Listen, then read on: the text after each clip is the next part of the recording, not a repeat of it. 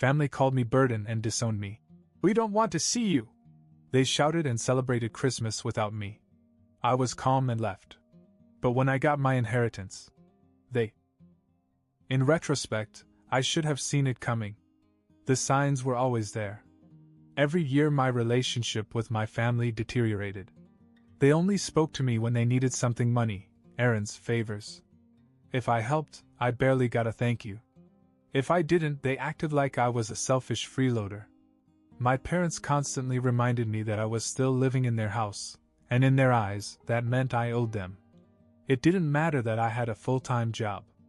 It didn't matter that my brother, Tyler, and his wife, Emily, also lived there rent-free, doing nothing, but somehow I was the burden. Tyler and Emily have always been on my parents' side. They had to be. They had no money, no jobs, and no plans to change that. They were perfectly happy living off my parents, so of course they agreed with everything they said. And my parents? They acted like I was the world's biggest disappointment just because I wouldn't hand over my paycheck every time they asked for it. I guess they finally had enough of me, because a few days before Christmas, everything exploded.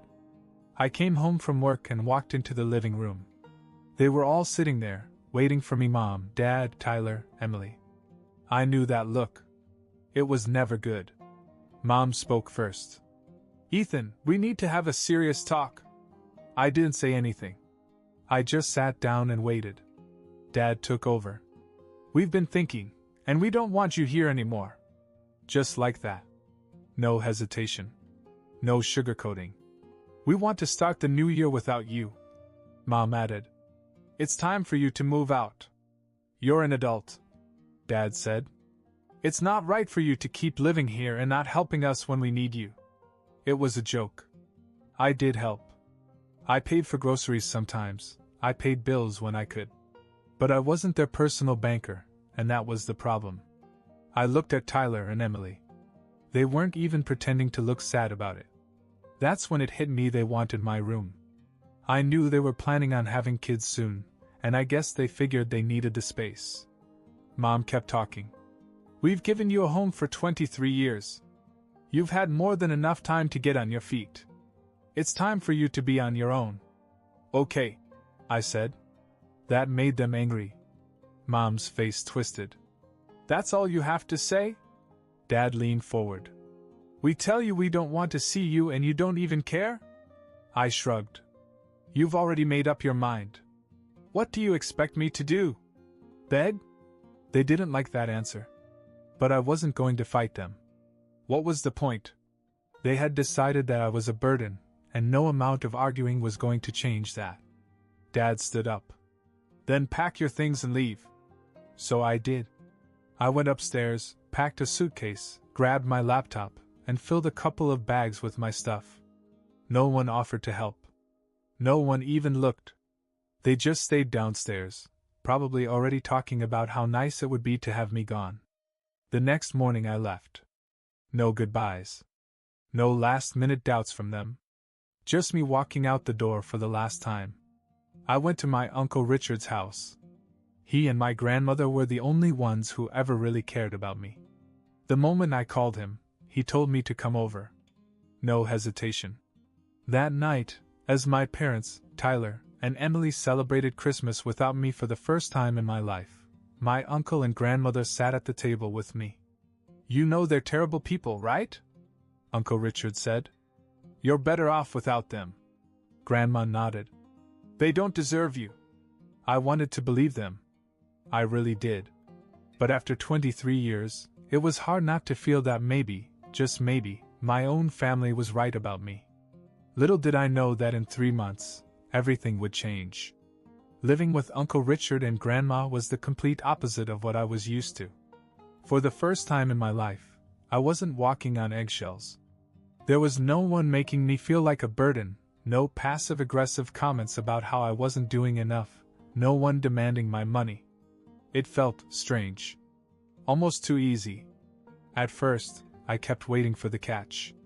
Maybe Uncle Richard would get annoyed with me. Maybe Grandma would hint that I needed to pay rent. But it never happened. If anything, they went out of their way to make sure I felt at home. Uncle Richard would joke that the house was big enough for both of us and that, unlike my parents, he didn't expect me to support him. Grandma cooked my favorite meals and reminded me every time she saw me looking lost that I wasn't the problem they were. "I should have fought harder for you," she once told me. "I used to make excuses for your parents, but I can't anymore. They've shown who they really are." Hearing that from her was both comforting and painful. I had spent years telling myself that maybe I was the problem. That maybe if I had been more helpful, if I had given them more money, they would have loved me the way a family should. But Grandma's words stayed with me. 3 months passed. I was doing well. I had a steady job, was starting to save money, and for the first time I could breathe without the constant weight of guilt weighing me down. And just when I thought life was finally settling into something good, everything changed again. Grandma got sick. It happened so fast it didn't feel real. One day she was fine laughing, cooking, telling stories. The next, she was in the hospital, looking smaller and weaker than I had ever seen her. Uncle Richard and I spent every day by her side, but it didn't matter. Within 2 weeks, she was gone. Just like that. The funeral was small. Just close family and a few of her old friends. My parents didn't come. Tyler and Emily didn't even send a text. I shouldn't have been surprised, but I was. Losing her was a different kind of pain. She was one of the only people who had ever been on my side, who had truly loved me. And now she was gone. After the funeral, I just tried to focus on getting through each day. I thought that was the worst of it. I thought life would get back to normal. Then we got a call from Nana's lawyer. Uncle Richard and I went to his office a few days later, expecting it to be a simple reading of her will. I wasn't expecting much, maybe some of her belongings, a letter, something sentimental. But as the lawyer began to go through her estate, I felt as if the rug had been pulled out from under me. Grandma had left me everything. Her entire life savings. $500,000. I couldn't even process it at first. I sat there staring at the papers, waiting for someone to tell me it was a mistake. But it wasn't. Uncle Richard just grinned and patted me on the back. "She always said she wanted to make sure you were taken care of." $500,000.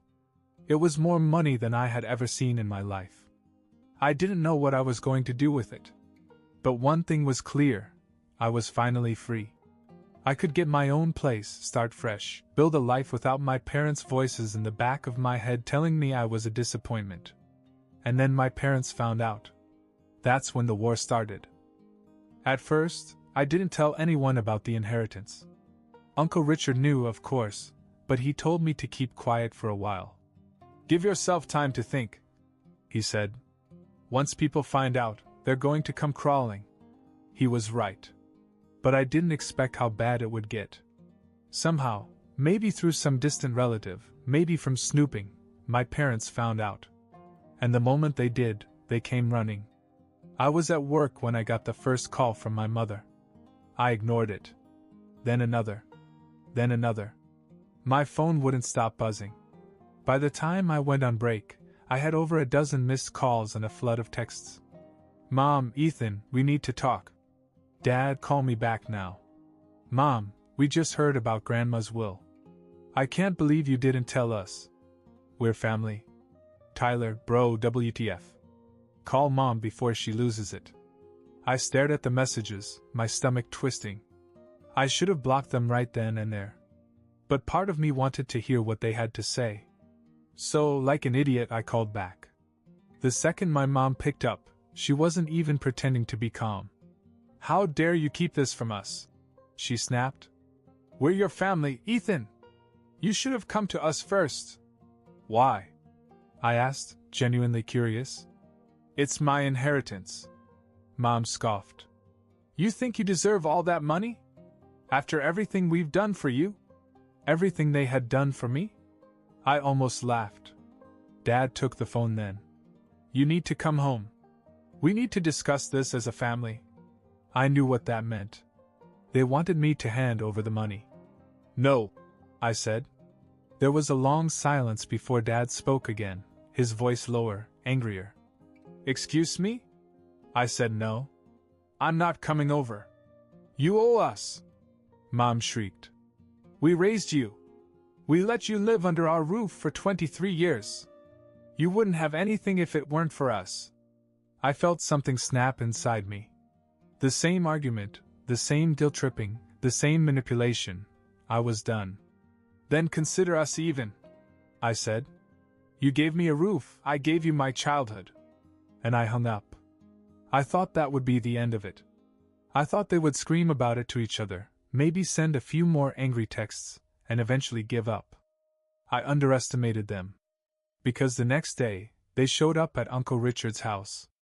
I was in my room when I heard the pounding at the door. Then shouting. Uncle Richard yelling back. I rushed downstairs just as he swung the door open to reveal my parents and Tyler standing on the porch. Mom's eyes were red, like she'd been crying, or forcing herself to cry. Ethan, she said, we just want to talk. No, you don't, Uncle Richard cut in. You want money. Dad ignored him and stepped forward, looking straight at me. We're struggling, Ethan. Your mother and I are drowning in bills. Tyler and Emily are trying to start a family. And you're sitting on $500,000 while we suffer? Tyler, standing behind him, crossed his arms. Dude, don't be selfish. You have more than you need. I almost laughed. More than I needed? After years of them treating me like an ATM, suddenly I was the selfish one. You didn't even come to Grandma's funeral, I said.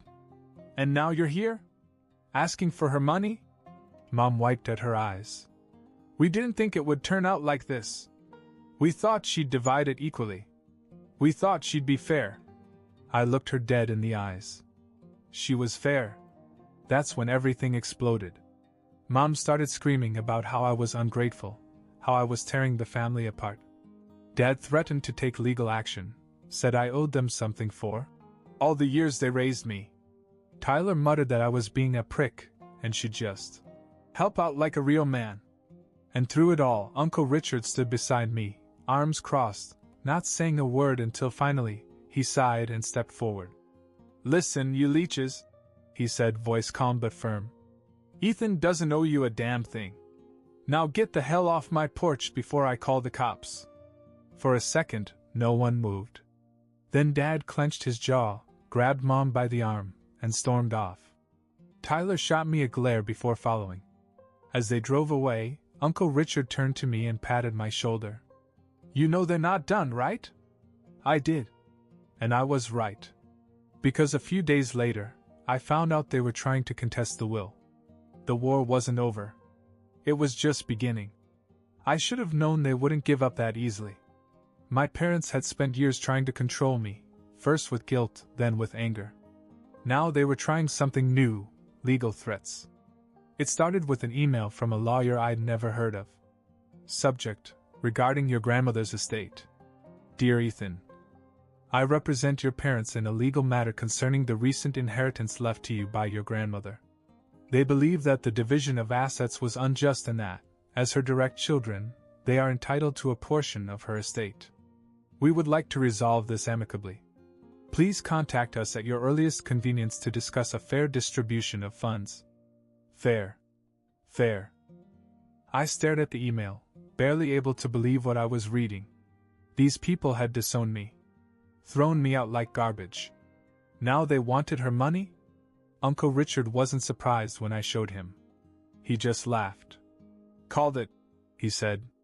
They're vultures. What do we do? I asked. We ignore them, he said. They don't have a case. He was right. My grandmother's will was airtight.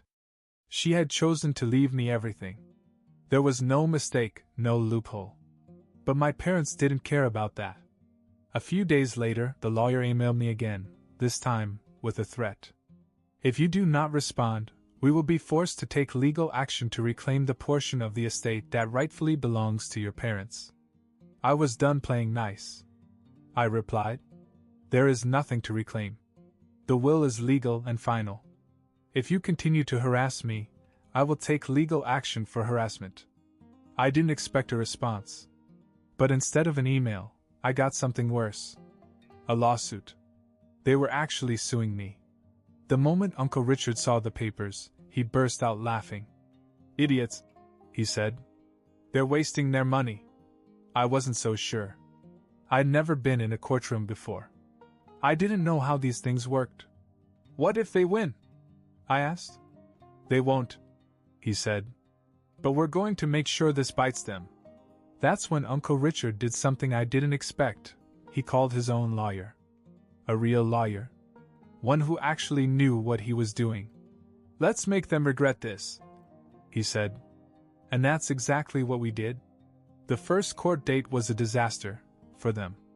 Their lawyer argued that my grandmother had been mentally unfit when she wrote the will. That she had been manipulated by me and Uncle Richard. But my grandmother had written the will years ago, long before she had even gotten sick. We had documents proving that she was of sound mind when she made her decision. Strike one. Then they tried to argue that my parents deserved a share because they were her children. The judge shut that down fast. Deserving doesn't mean entitled. Strike two. Then came the best part, when we revealed something they hadn't expected. See, my grandmother had left something for my parents. A letter. Not money. Not property. Just a letter explaining exactly why they weren't getting a cent. And we had the judge read it aloud in court. To my son and his wife. If you are reading this, it means you are fighting for something that was never yours to begin with. I have watched how you treated Ethan his entire life. I have seen the way you used him, belittled him, and discarded him when he was no longer useful to you. You have been selfish, cruel, and undeserving of anything I could give. That is why I leave you nothing. This money belongs to Ethan. Not because of luck, not because of favoritism, but because he is the only one who has shown kindness, integrity, and strength in the face of your mistreatment. He deserves a fresh start. You do not. Let this be my final lesson to you, you reap what you sow. When the judge finished reading, my parents sat there in stunned silence. Tyler looked like he wanted to sink into the floor. Strike three. Case dismissed. I won. And just like that, my parents' last chance to get their hands on my money disappeared. But they weren't done yet. No, after losing in court, they went for something even lower. They went after my job. Winning in court should have been the end of it. Any sane person would have accepted defeat and moved on. But my parents? They weren't sane. They were desperate. A week after the lawsuit was dismissed, I got a call from my manager at work. "Ethan, we need to talk." The moment I stepped into his office, I knew something was wrong. He had a serious look on his face, his hands folded on his desk. "We've been getting some concerning reports about you." "What kind of reports?" I asked, already suspecting the answer. He hesitated. "Anonymous complaints. Saying you've been involved in fraud. That you manipulated your grandmother into giving you her estate." I almost laughed. "Let me guess, my parents called." He didn't confirm it, but he didn't have to. "Look, Ethan, I don't believe it," he said quickly. "But HR has to investigate when we get reports like this." I sat there, trying not to lose it. They had lost in court, lost every attempt to take what was mine, and now they were trying to get me fired. "I'll cooperate," I said, keeping my voice steady. "But I hope you know this is all lies." He nodded. I figured. Just sit tight while we clear it up. It took a week, but eventually, HR confirmed there was zero evidence of fraud or manipulation. My job was safe.